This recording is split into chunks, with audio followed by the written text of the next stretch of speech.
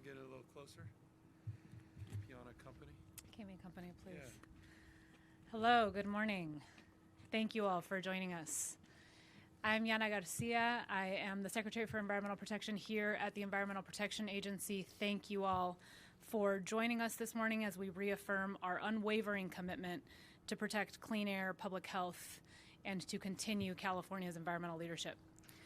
We're here today to show this federal administration, congressional Republicans, and the world that we will not back down from the fight for clean air. Unlike the Trump administration here in California, when we say we care about clean air, we mean it.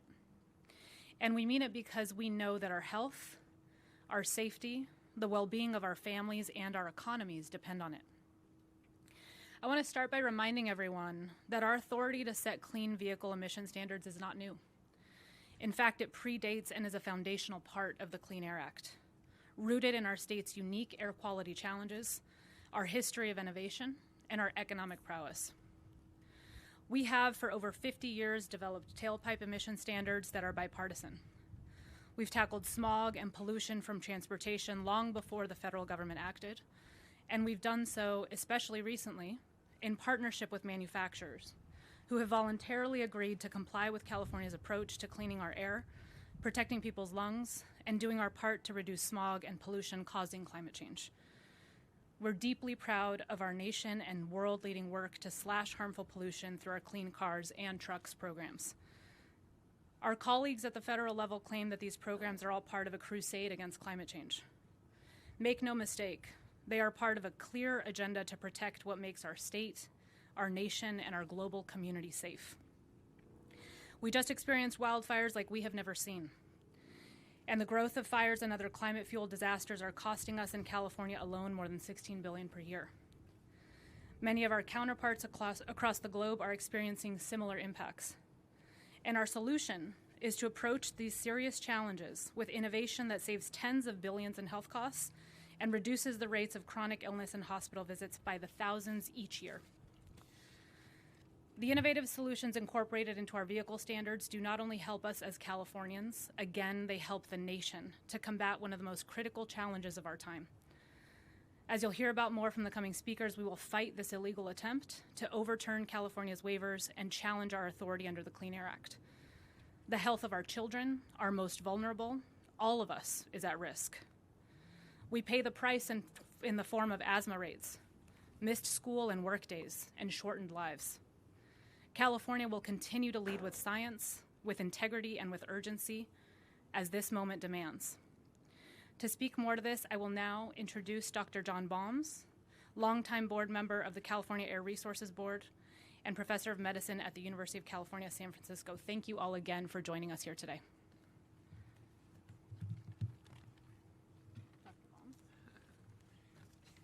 Thank you, Secretary Garcia. I'm a pulmonary and critical care physician, and I'm here today to talk about the public health impacts of what the U.S. Senate did today. In our work on the California Air Resources Board, we strive to achieve both public health and climate change benefits from our air quality policies. Our clean car and truck rules have resulted in a remarkable change in the passenger and truck vehicle market. There simply wouldn't be electric vehicles without our rules. California has some of the worst air quality in the nation.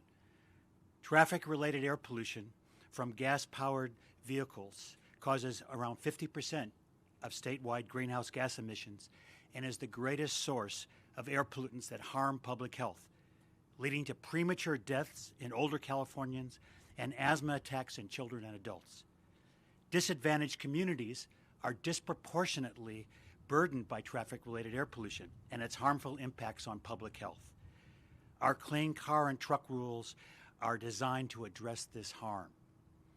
And we have real-world evidence that these rules are improving public health. A recent study from the University of Southern California showed a significant reduction in asthma-related emergency room visits for children and adults associated with the number of electric vehicles in a zip code. Another study from UCLA showed that increasing EVs on the road leads to marked reductions in pollutants such as fine particulate, nitrogen dioxide, and ozone, which harm public health. These studies and others show that our clean car and truck rules bring necessary co-benefits: reduced asthma attacks in children and younger adults, and reduced deaths in older adults, as well as reduced greenhouse gas emissions. Climate change itself is having an increasing impact on public health. Heat-related illness, especially among outdoor workers in construction and agriculture, exacerbations of heart and lung disease, including premature deaths due to wildfire smoke, deaths and asthma attacks due to extreme weather and flooding. Eliminating California's clean car and truck rules through this Senate action is harmful to both public health and the environment. It is absolutely the wrong way to go. One study estimated that up to 3,000 premature deaths across the country each year could be avoided by a nationwide clean car and truck policy. Instead of rescinding California's rules, the rest of the nation should be adopting them. Thank you. And I now would like to introduce the chair of the California Air Resources Board, Leanne Randolph. Thank you, Dr. Baums. These votes are a direct attack on the health of Californians. As Secretary Garcia explained, the Air Resources Board has been working since before the Clean Air Act was adopted at the federal level. And the waivers that are provided by the Federal Clean Air Act have been critical to protecting the health of Californians. Since the Clean Air Act was adopted in 1970, the U.S. EPA has granted California more than 100 waivers across bipartisan administrations to pursue clean air. California has repeatedly demonstrated that our standards are feasible and the rules have been successful. The rules that the waivers allowed California to put into place have been successful. From the catalytic converter to the check engine light that lets you know that your system is not working properly, those regulations have brought significant benefits, including reducing many pollutant levels between 75 and 99%, even as population has increased and vehicle use has quadrupled. And we are not done. We don't have the luxury of being done with Clean Air Act work. 5 of the 10 cities with the worst air pollution nationwide are in California. 10 million Californians in the San Joaquin Valley and Los Angeles air basins currently live under what is known as severe non-attainment conditions. Air pollution is a silent killer, and we have a legal and we have a moral obligation to continue to pursue clean air. These rules collectively not only protect individual public health and make individual lives better, they also have an economic benefit. These rules collectively represent $45 billion in healthcare cost savings. Despite this disruption brought on by the federal government, California remains steadfast in our commitment to continue to work with the industry, with communities, to drive the innovation that we need to see to achieve these rules. With the determination, perseverance, and innovation that is emblematic of the state of California, we will overcome this unconstitutional attempt to stand in the way of our fundamental right to breathe clean air. And now I would like to introduce Attorney General Rob Bonta. Thank you.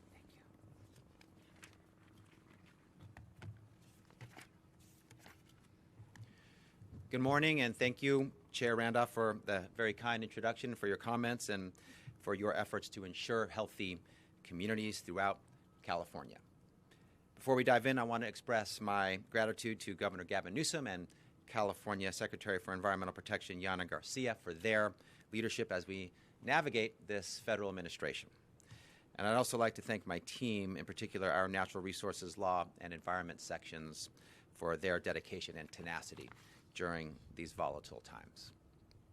We're here today to send a pretty simple message.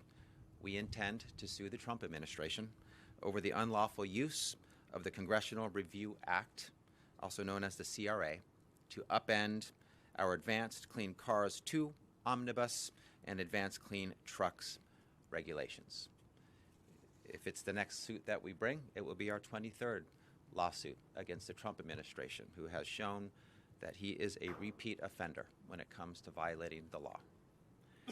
These unlawful and unprecedented CRA resolutions purport to invalidate Clean Air Act waivers that allow California to enforce state-level emission standards.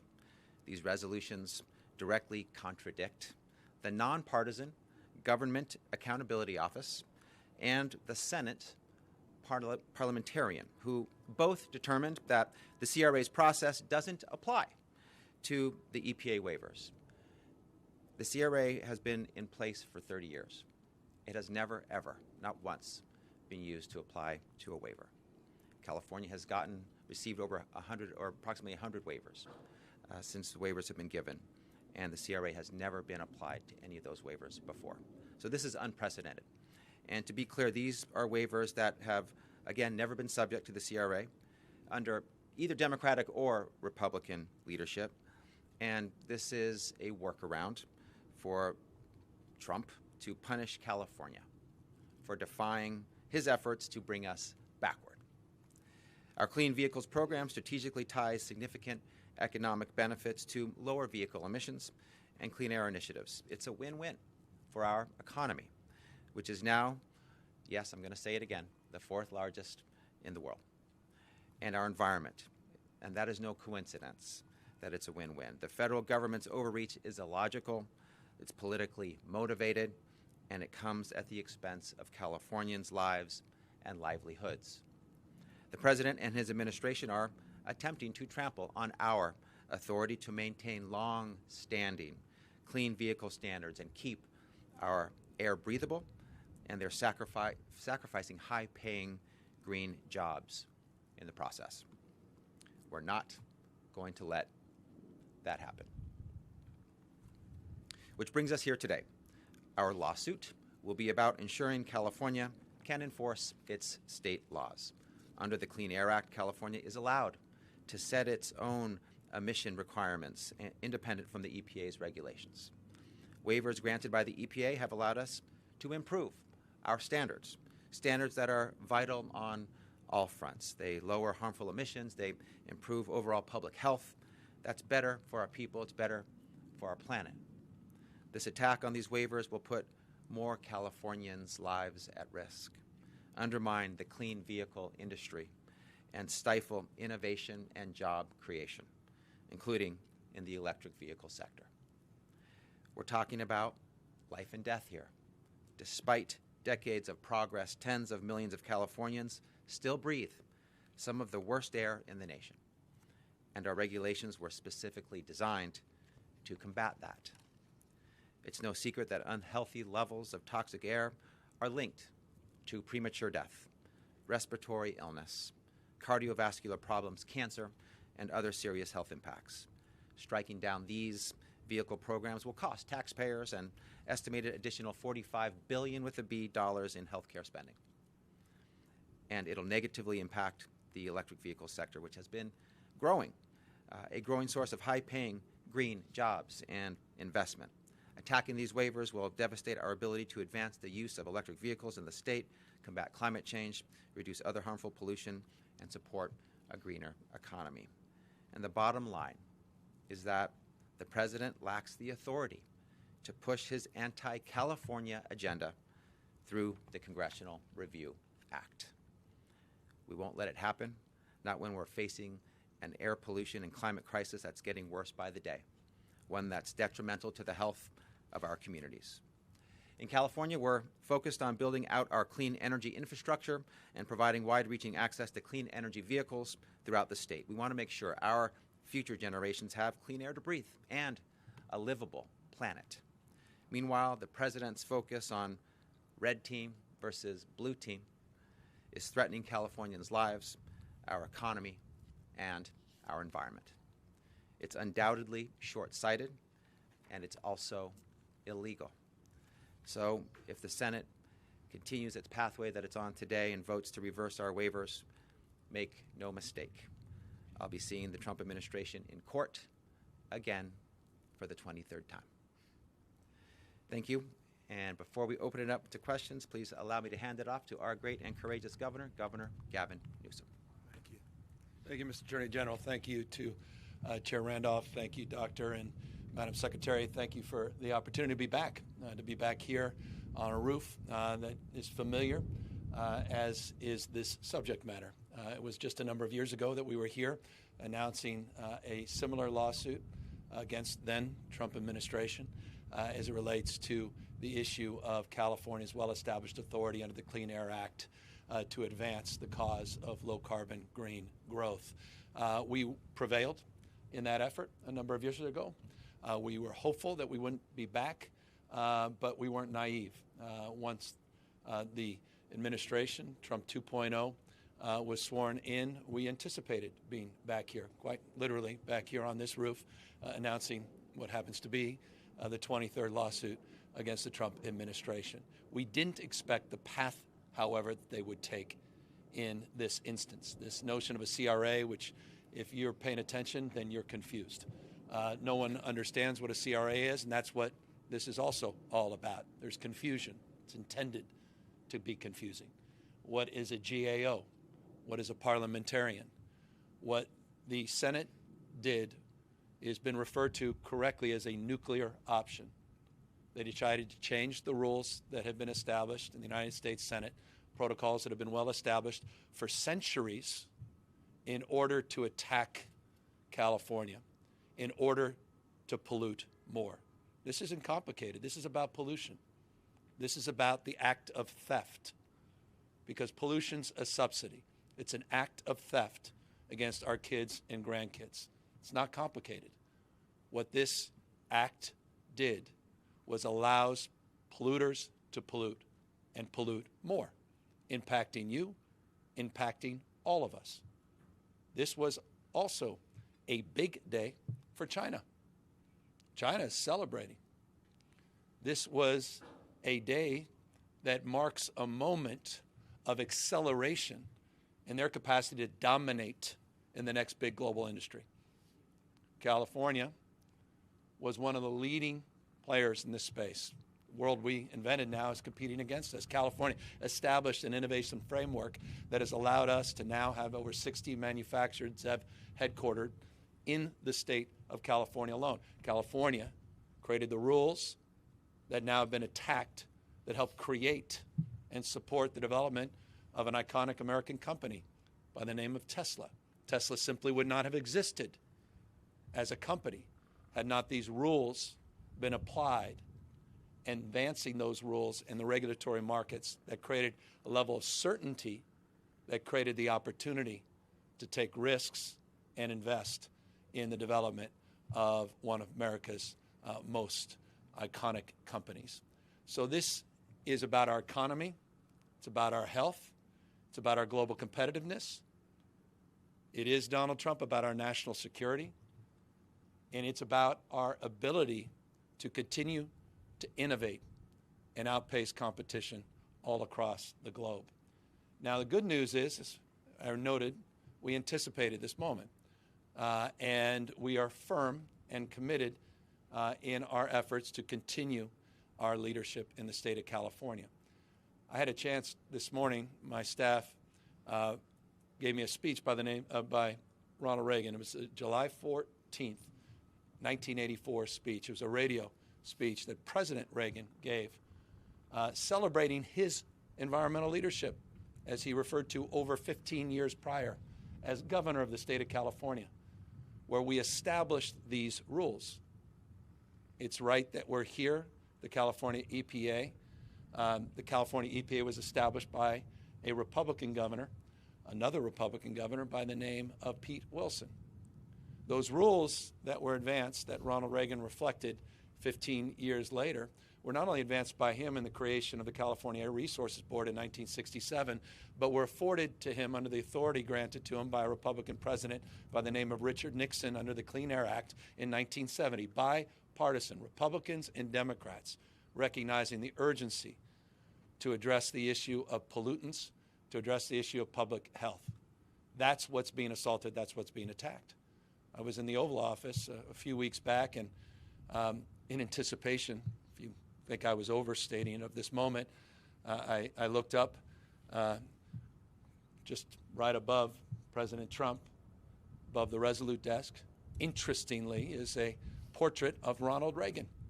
And I told the president, he will be looking down at you as he is right now the moment you sign this bill authorizing the degradation of his legacy. He'll be looking down in shame when you sign this bill. He laughed, but it's not funny.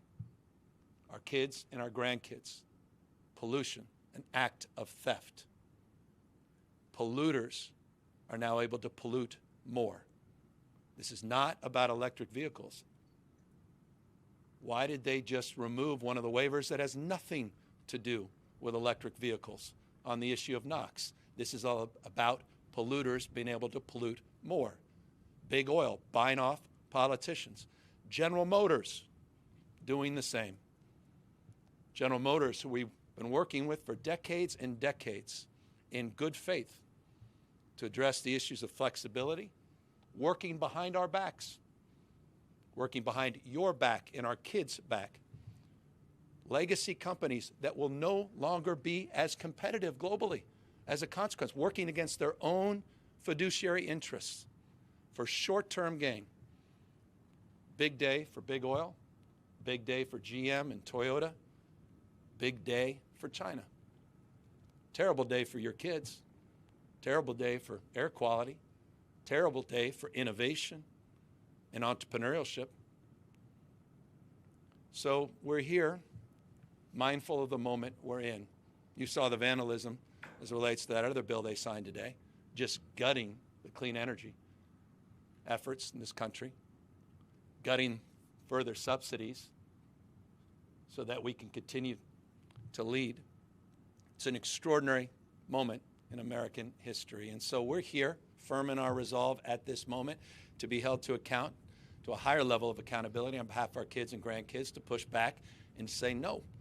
We could do more and we can do better with the spirit of cooperation and flexibility that has always been part of our program as it relates to our zero-emission vehicle efforts, hybrid cars included, hydrogen cars included.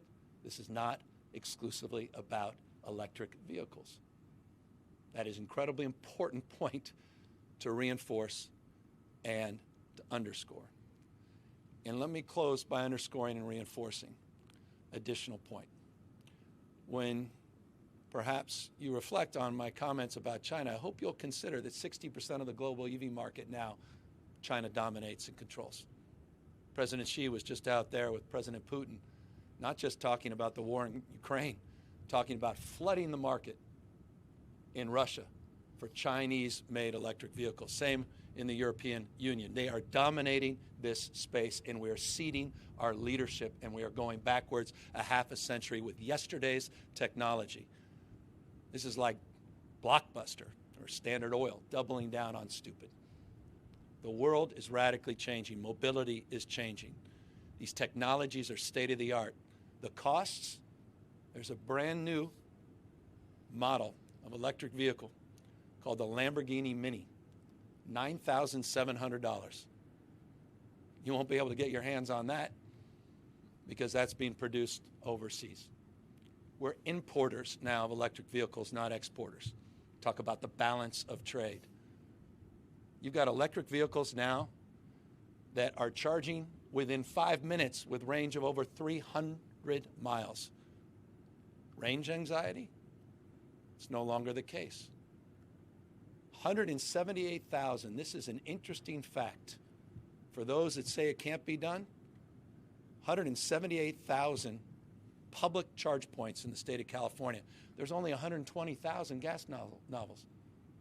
178,000 electric charge points. We're building out the infrastructure. Over a quarter of our sales, new car sales, are an electric vehicle. Consumers are moving in this direction all across the globe. China is already 50+%. They're at the tipping point of electric vehicles. Has anyone been there? Have you gone into one of these cars? It's the backbone for autonomy. It's the backbone for mobility.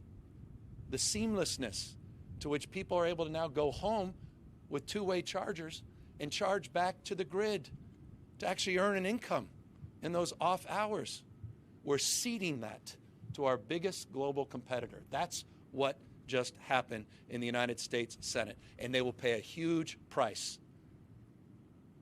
It will never go back to its original form. This nuclear option, overturning their own Senate parliamentarian, overturning their own GAO who said you cannot do this. That's why we're confident in our lawsuit. They didn't care. They want to pollute more. They want to sack your kids and grandkids, steal their future. As kids are choking up, burning up, and heating up because of climate change, we need to change. And so we are here firm in our resolve, proud of our progress, proud of being leaders, and in closing, proud of always not only having and sort of striving for audacious goals, but reaching them and exceeding them. In every single instance, we've exceeded our goals. 2 years ahead on our EV goals, 2 years ahead. We continue to prove the paradigm. He said the fourth largest economy. In 2012, we were the 10th largest economy. Today, we're the fourth largest economy. And last year, the fourth largest economy in the world ran on 100% green energy, 239 days. That has never been done in world history. That was done in the state of California. We are proving the paradigm. You can change the way you produce and consume energy, and you can dominate in terms of economic growth and opportunity.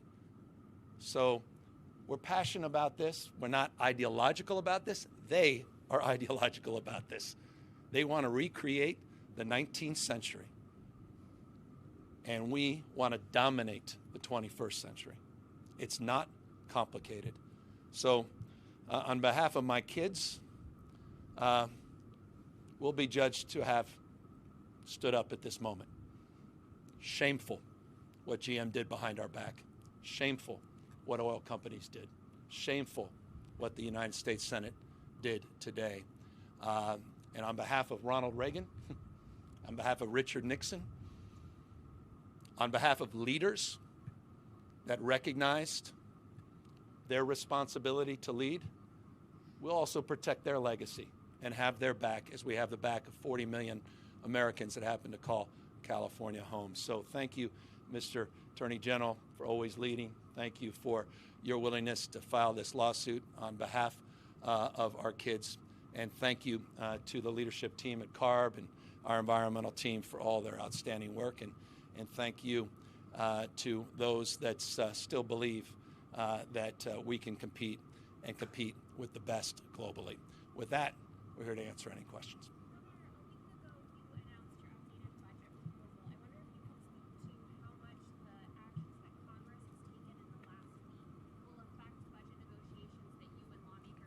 We'll see where they end up in the Senate. The House moved forward with the bill. We'll be socializing in detail very shortly what we believe those direct impacts will be on the state budget.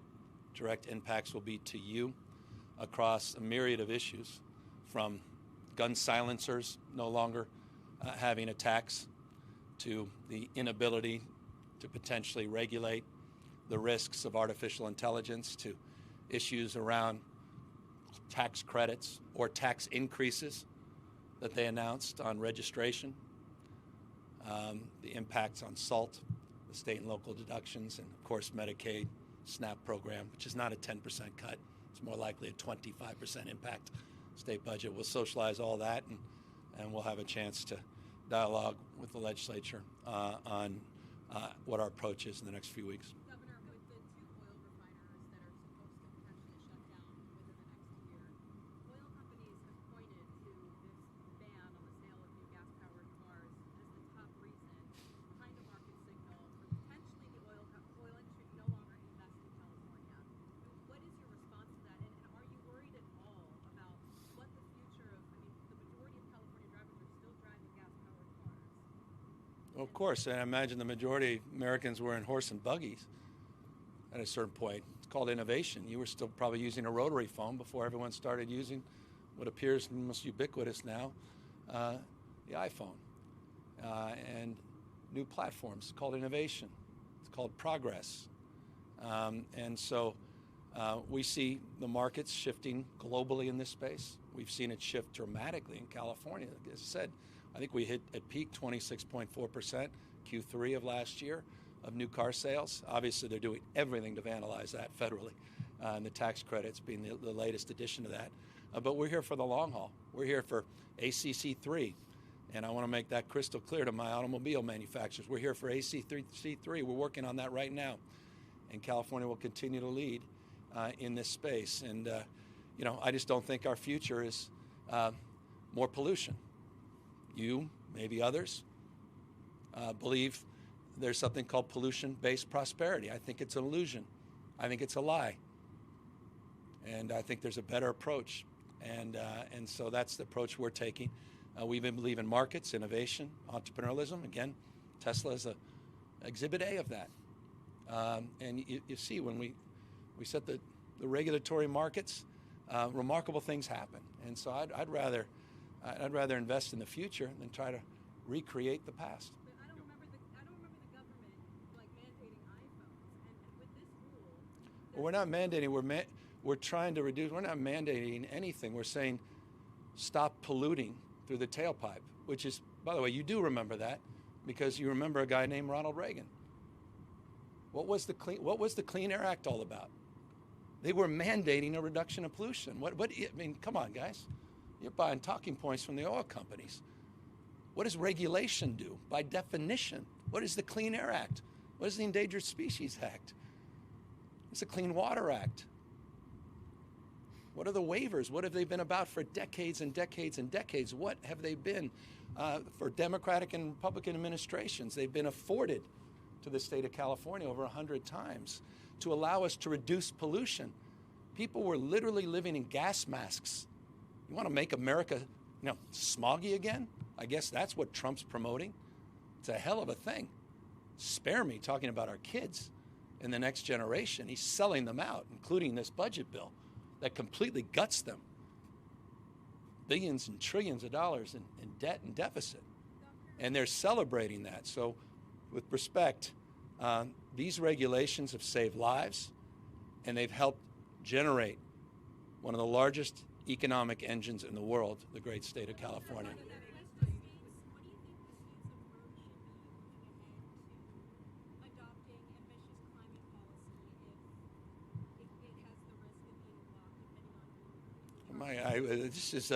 California will continue to lead. We had a 20% mandate God forbid, on alternative fuels, and then went to on greenhouse gas emissions, went to 33%, then went to 50%, and then we signed SB 100 to get to 100% by 2045. We'll continue to be audacious. We'll continue to lead. We'll continue to do more as it relates to batteries. Let me be specific. I want to answer your question. I want to respect the question. Last year, California procured and installed a record-breaking amount of clean energy, 7,000 megawatts. In just 5 years, we have installed 25,000 megawatts. This is unprecedented. Audacious goals that we're meeting, commitments that we're advancing. We just announced 15,700 megawatts of battery storage. It's our largest power plant in the United States. Our largest power plant, we just announced, is installed battery. It was 770 megawatts when I started. It's 15,700 megawatts today because of our audacious goals across the spectrum of issues. It's not just around zero-emission vehicles. It's around 30 by 30. It's about biodiversity. It's about lands. It's about water. It's about preservation across the spectrum. And so we're very, very proud of that. And we have the most comprehensive plans in the nation. We have some of the most stress-tested plans in the nation. That's what CARB does. They put out a business plan to achieve these goals every 5 years. It's called a scoping plan. And we embrace innovation and we embrace entrepreneurialism. And as a consequence, we've captured more market share than any other state. And we're also capturing more economic opportunities. 7 times more clean jobs than there are fossil fuel jobs. We're already on the other side of this. And by the way, clean energy is not alternative energy anymore. 96% of all the added electrical energy in the United States of America last year was clean energy. 96%. We want to continue to dominate in this space. Specifically about clean vehicles, because that's why we're here today.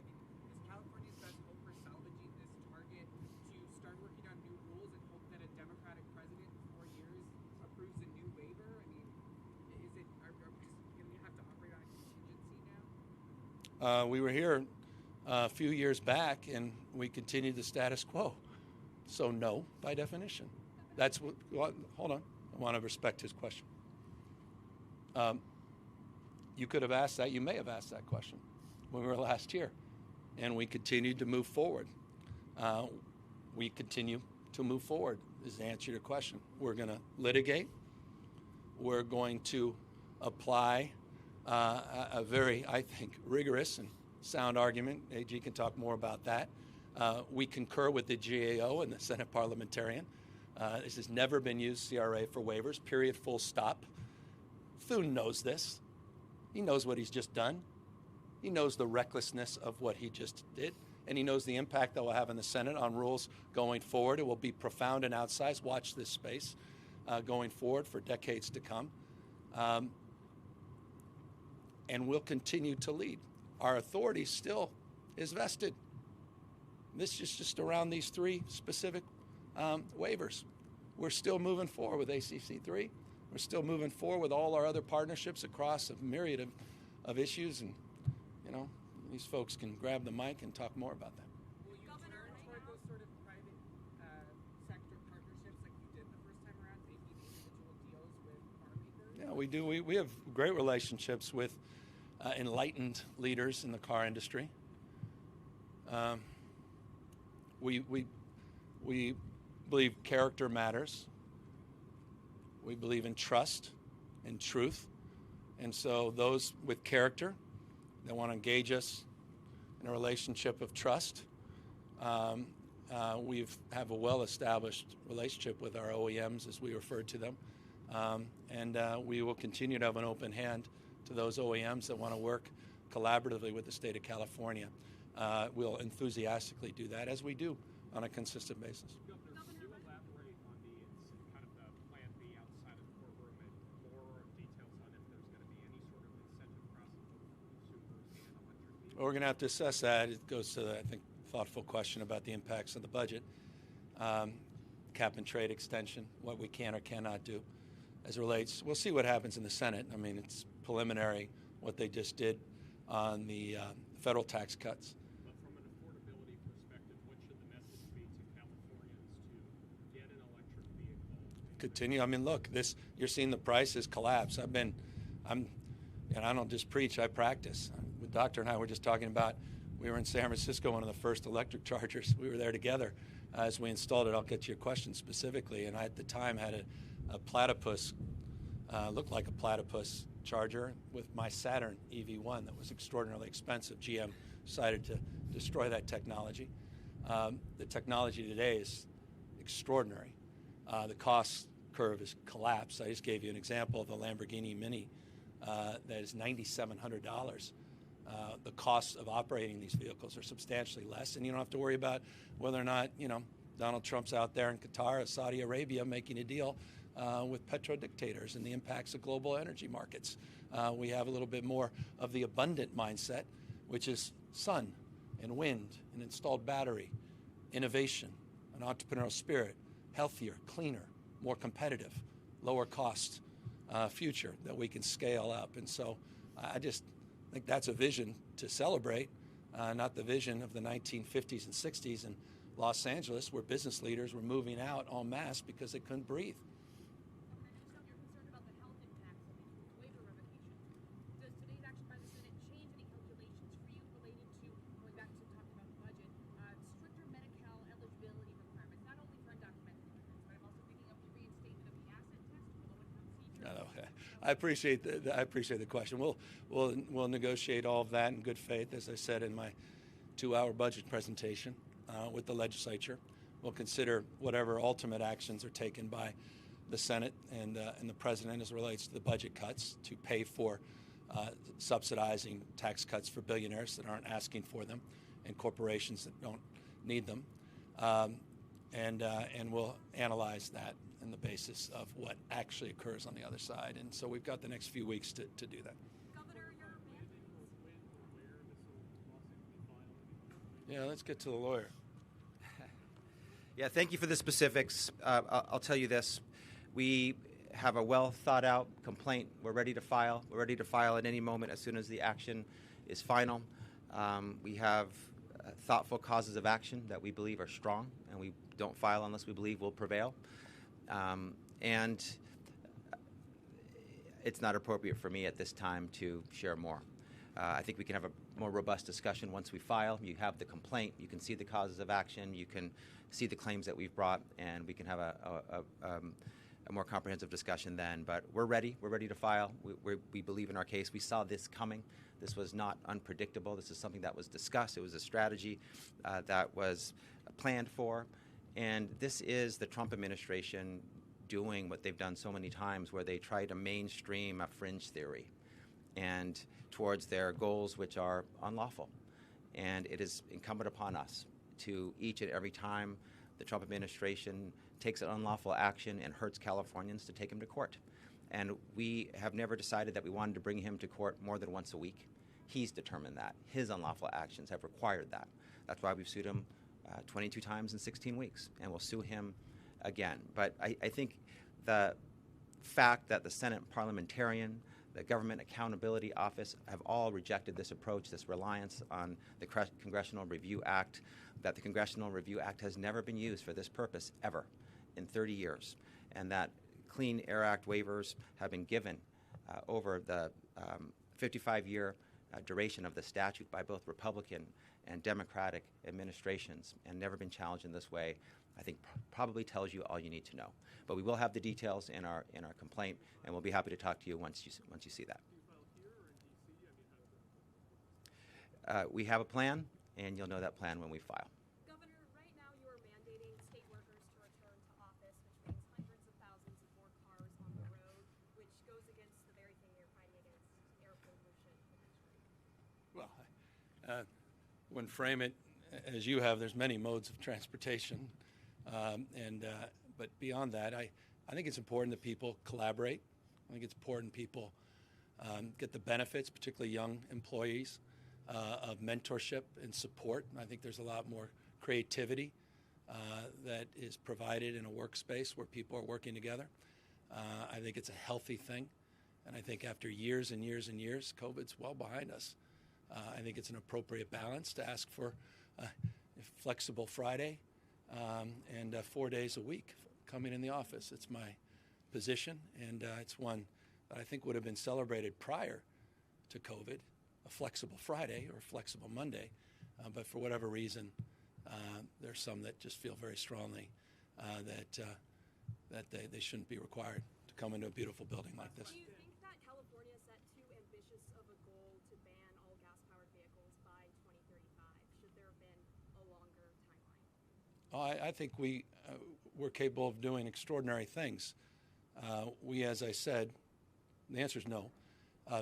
As I said, in every instance, I'll give you a specific example. We had a numeric goal of 1 million electric vehicles. We exceeded that goal in our timeline. We had a 1.5 million electric vehicle goal for 2025. We blew past that 2 years early. In just 2 years, we went from 1 million to 2 million electric vehicles. This market is radically changing. You've seen the global market. It's over a quarter of the global market, all the sales, 50% in countries like China. The market is moving in this direction. It's the backbone of autonomy, all that energy and entrepreneurialism, all that mobility, the opportunity to have two-way charging networks, the opportunity to feed back in the grid. It's an opportunity to completely reimagine, as I said, mobility and transportation and energy. It's the opportunity to lower costs, operating costs, and continue our pace to dominate one of the great next big global industries. Or we can go back to the past, the stale air of normalcy versus fresh air of progress. I don't think it's complicated. As I said, this was a big day for China. It was a big day for polluters. It was a big day for those that want to set back progress and hurt the innovation that defines the best of this country.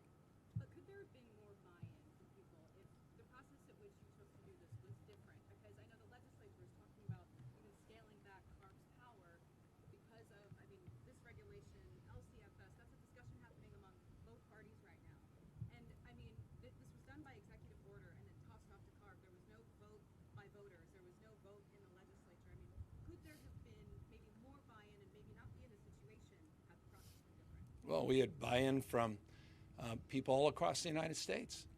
We had buy-in from large states, big states. We had buy-in from the public.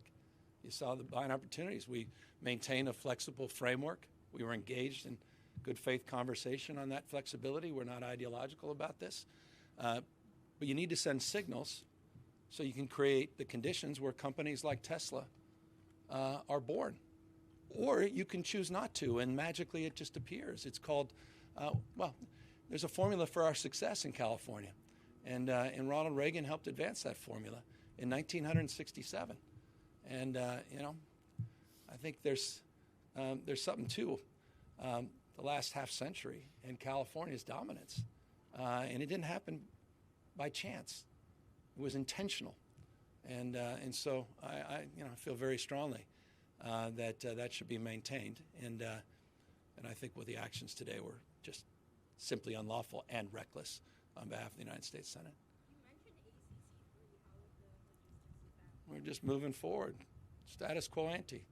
We think this was unlawful. We continue down the path of progress. We continue to want to maintain our leadership and our stewardship on behalf of our kids and grandkids and the environment and our health. We want to continue to create jobs and create markets. We want to continue to compete globally. And so that's the approach we're taking as it relates to the engagement on ACC3. In the short term, how concerned are you about the refinery closures impacting? Well, you've all heard me on multiple occasions talk about how serious I take that.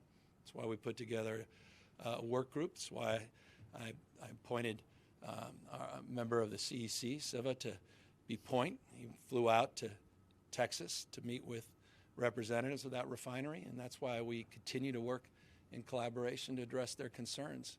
And a lot of those concerns are local and regional concerns, not just state concerns. Do you think the potential of rising prices could encourage more people to switch to an electric vehicle? Well, I think that's up to consumers, but the cost benefits of electric vehicles are well established and continue to be well and reinforced as it relates to uncertainties around supply chains, wars of aggression by Russia, and by the vagaries of the kind of political machinations you see in the Middle East and self-dealing that we see.